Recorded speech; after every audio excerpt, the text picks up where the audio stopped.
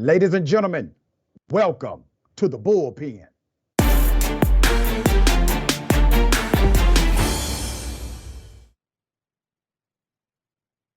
In the Bullpen today, we have someone who was incarcerated wrongly for many years, exonerated, not before he was physically attacked by correctional officers.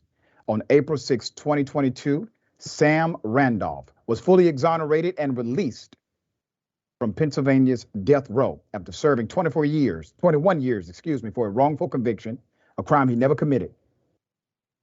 After everything that happened to him, his dream and goal is to start a nonprofit, give back to the community, and help other people.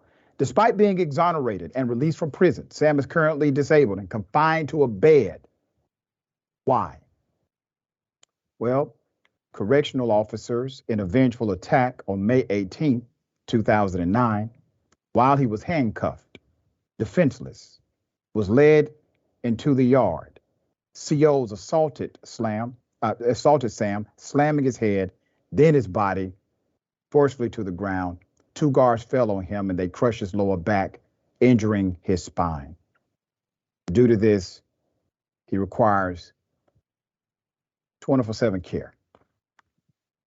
Sam is a strong spirit.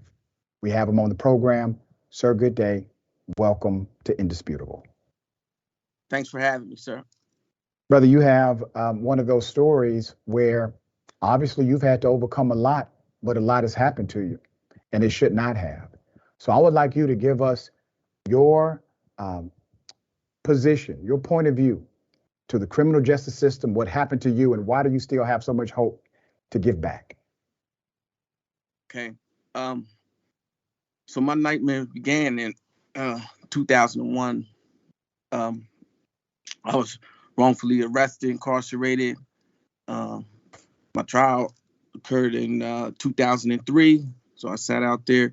2003, I had a 2-day trial. I was just railroaded in 2 days.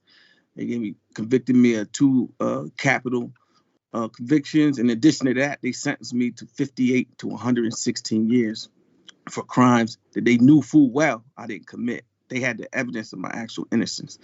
So from that day, I was immediately taken to Pennsylvania's death row, straight from the courthouse. And so when I got up there, the guards up there, they were just extremely racist, abusive, and they constantly attacked people. I used to be one of the grievance filers and filed grievances. That's how I became a target for them. Mm-hmm. You said they assaulted me. So I spent a lot of my days doing lawsuits, working on my case, trying to get my evidence back into the court. On death row, it's a long, tedious journey.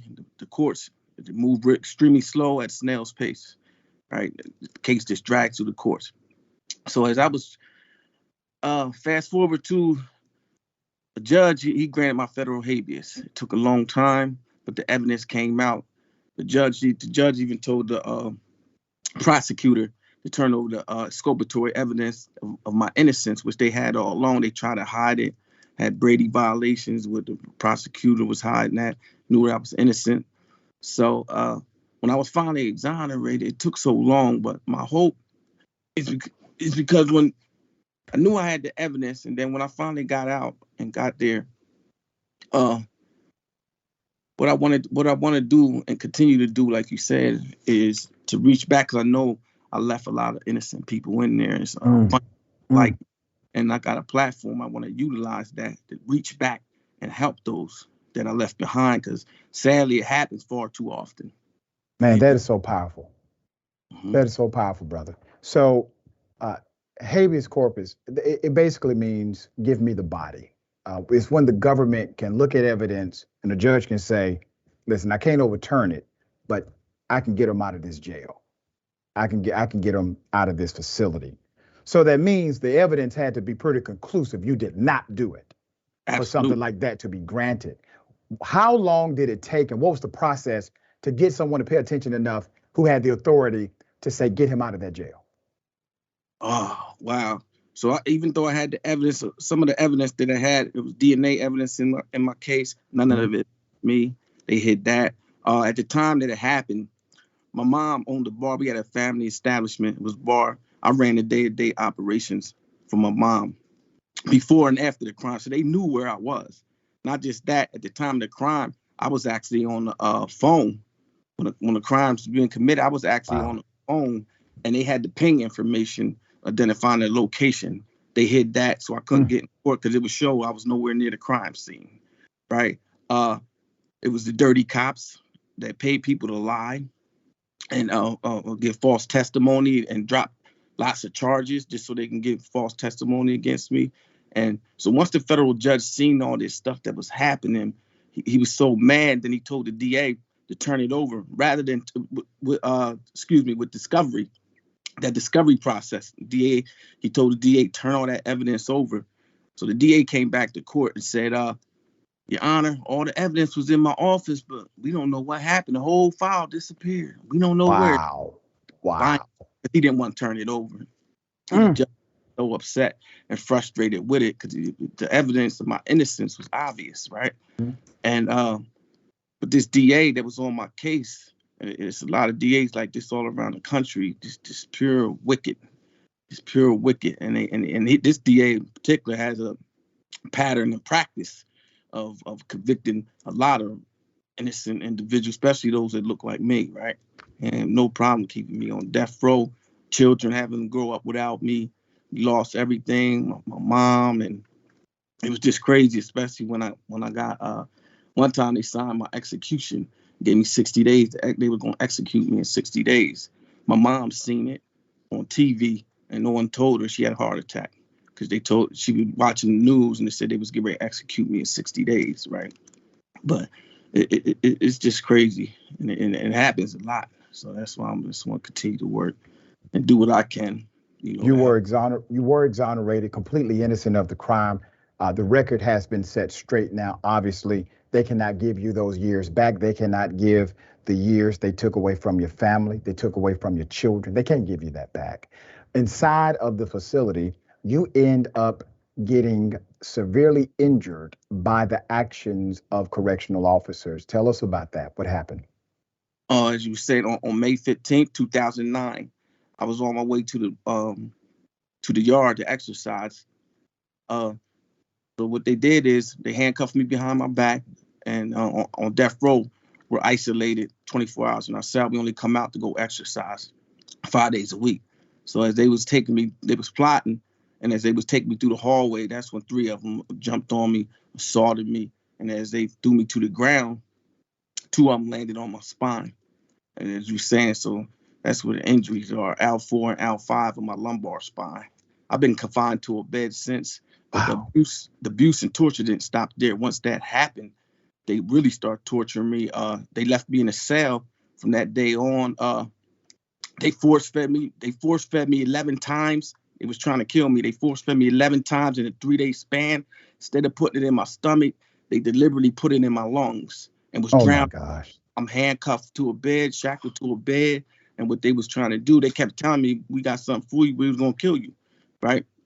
And so they did this. You can only force feed someone to preserve life. I was never on my deathbed, but they just went and got a security court order to force feed. And what they did, their plan was, let's kill him. Then we'd say we just it was a botched procedure, but we had a legal order to force feed him. But they should have never force feed me. And they did it 11 times in a 3-day span. And every time putting it in my lungs, just drowning me, nothing is all on video, just pure wickedness in there. I want to do this. Put up his GoFundMe. There are a lot of bills. That you have accrued because of the action of these individuals against you. For those who are watching, I would love for you to support the GoFundMe. Mr. Randolph, I have to ask you, out of the experiences, especially the one where they literally jumped you, was anyone charged with a crime? No, sir. Okay. Never charged. Never charged. Now, you became a target. I heard you say this earlier. You became a target because you were writing grievances. I know what that's about. It's a grievance form. It's a process inside of the penitentiary where you can literally fill out the complaint. You're supposed to be able to have a safe and secure way to process it. This is to help with treatment of those who are incarcerated because you have abuse happening from detention officers. What kind of grievances were you filing? And do you think it was one particular grievance that made you a target, or was it simply the fact you were filing them at all? I was filing all sorts of grievances. I literally filed hundreds of grievances. They rejected every single one of them. So I was cited retaliation, retaliatory abuse, constitutional violations, everything that was going on that was occurring in there. And then, I'll fully exhaust those grievances. You got to appeal them. They're going to deny them. And so they're worried about lawsuits too, right? Bringing lawsuits. Mm-hmm. And so what they do is they just, no matter what, is just deny everything. But you're still required to fully exhaust it through their in-house procedures. So you got to go up to central office that oversees that prison, and before you can go to the courts on it. And Yep. It's required. It's called exhausting administrative remedy. So if you don't do that part, you can't go to the next level. Exactly. And so once I fully exhausted those, went to the filed 83 action, took the cases to the United States District Courts, with lawsuits. So what they did is they tried to settle the lawsuits. I ended up filing several lawsuits. The ones that caught for my injuries, they tried to settle it, but they just said, we'll give you $15,000. You have commissary money, but we're not going to fix your back. Why would we do that? You're on death row. We're getting ready to kill you. So no, we will settle it and give you $15,000. Of course, I rejected that, and I've been fighting, my legal situation and my medical situation since. They kept me in the day that happened. They never took me out of the cell again. I didn't have a shower in 14 years. They just kept me and let me languish and deteriorate in the cell. They wouldn't take me out. They were just trying to make me lose my mind. They kept me permanently isolated. Sometimes in the windowless cell, I couldn't see outside, no sunlight or anything. They wouldn't let me see my mom. They'd play games and tell my mom and family to come up there. And then they'd say, oh, he refused to visit. After my mom traveled miles, they played the games with the mail. It was just pure torture and hell, over the years. And what they was trying to make me do was just, go insane, permanent isolation. They used that as a tool of abuse as well. Never take you out the cell. You won't get a shower. They starved me a lot. And I wouldn't even eat their food because they had spit in it or spray disinfectant on the food. Mm. And I had my own food in the cell at the times that I can get it, or my mom send it. And all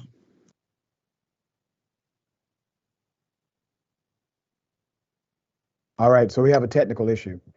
Sorry. Okay, all right, we're back. Go ahead. So, yeah, as I was saying, they basically just kept torturing me and kept me permanently locked and isolated in a cell. I hear all of these obvious violations. No question about it. Has anyone from the federal government contacted you about any of these claims to investigate any of these claims? Have you been contacted by anybody? No, sir. Okay. I'm going to send this interview directly to Senator Jon Ossoff. Senator Jon Ossoff has led multiple investigations into prisons all across America, and he's been able to uncover some of the same things you experienced. They have it documented. These things are happening inside of penitentiaries. For your continued strength, your continued legacy, you would like to give back. And that's what you're doing. You're giving back. What is it that drives you to remain strong and committed to obviously an idea that's bigger than you?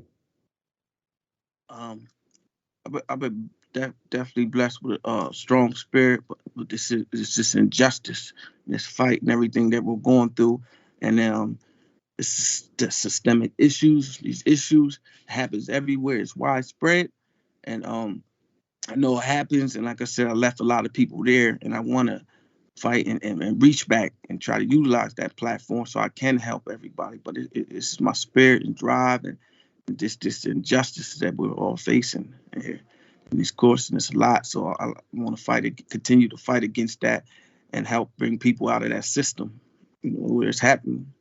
And I'm gonna continue to fight and do what I can, and hopefully, I can, galvanize people and get people to don't wait till this injustice lands on your doorstep. That's right.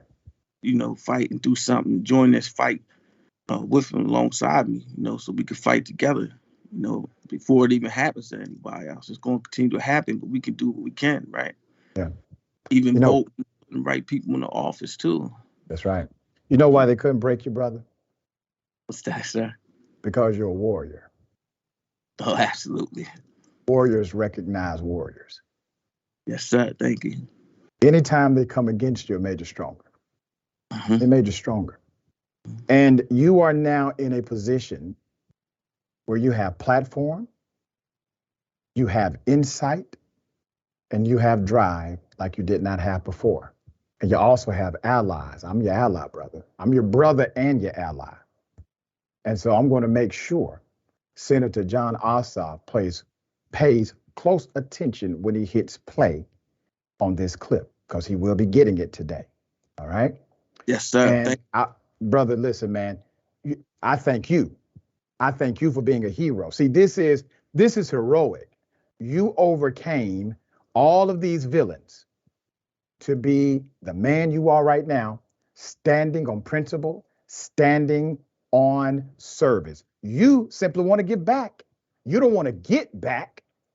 You don't want vengeance. You want to give back to others to make their lives even better. You want justice, of course, but you're not bitter, you're better. And this is just one of those highlights of the criminal justice system. I'm glad that you are able to tell it. I'm sorry that you had to experience this silliness, chaos, and criminal behavior. But we're going to continue to fight and push on, dear brother. Let's put up that GoFundMe. And I want to do this properly, because when Sam was released from death row, he did not have any money. He was unsheltered, disabled because of the actions of the correctional officers. A nonprofit had a fundraiser on Instagram to raise funds for housing Sam. They also asked for doctors to reach out if any were willing to help. After ordering an MRI, a neurosurgeon in California has agreed to do Sam's surgery for free. However, there will be many additional costs involved for special transport, housing, 24/7 care, and most importantly, the extensive and prolonged months of physical therapy and rehab after the surgery. That's actually the most crucial part. So we're asking for financial contributions in any amount. We need to reach the goal of $100,000 plus to support Sam in securing all of the many services he will need after surgery. All right. I want to be a blessing to you, brother, because you are already a blessing to me. You are a blessing to my viewers. You are a blessing to your community. You are a blessing to your family. You are a blessing to this country. Thank you for your story. What, if anything, you would like to say to us, brother? What can we continue to do? First and foremost, I just like to thank you, your audience, all donors, and I would love to continue to work with you and alongside you, as well as anybody listening. Put my contact info up there. Anybody can reach out, and let's join and unite together to continue to, give back and continue this pursuit. Brother, I'm with you on that 100%. So I'm going to make sure you get my cell number in just a few minutes, so you can have my direct cell number. You can call me, text me anytime. I love to work with you and fight with you. All right? Yes, sir. I appreciate you. Let's put that GoFundMe up one more time. I want to make sure we reach. It's right there, very clear. Let's make this happen. All right, Samuel Randolph, a true American hero. Thank you, dear brother. Thank you. Salute. Salute.